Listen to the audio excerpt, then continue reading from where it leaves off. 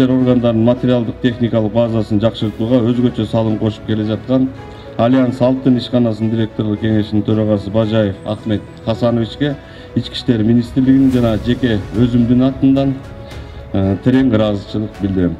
Белгилей кетсем, бул компания Талас облустук ички иштер башкармаларына да бир катар автоунаалар жана материалдык техникалык жактан жардам көрсөткөн.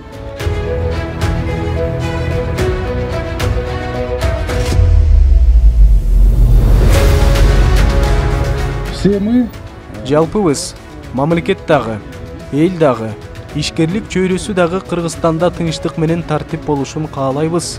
Ал эми бул нерсе укук коргоо органдарынын материалдык техникалык жактан канчалык деңгээлде камсыз экендигинен көз каранды. Жаныңарды тобокелге салууга даяр. Мыйзам менен тартиптин башында турган Анык Баатыр силерсиңер. хочется поблагодарить руководство. ИИМдин жетекчилигине жана жеке курамына рахматымды айтам. Өз ишин так аткарган, өтө жооптуу иштерде өзүн татыктуу көрсөтө алган азаматтарга терең ыраазычылык.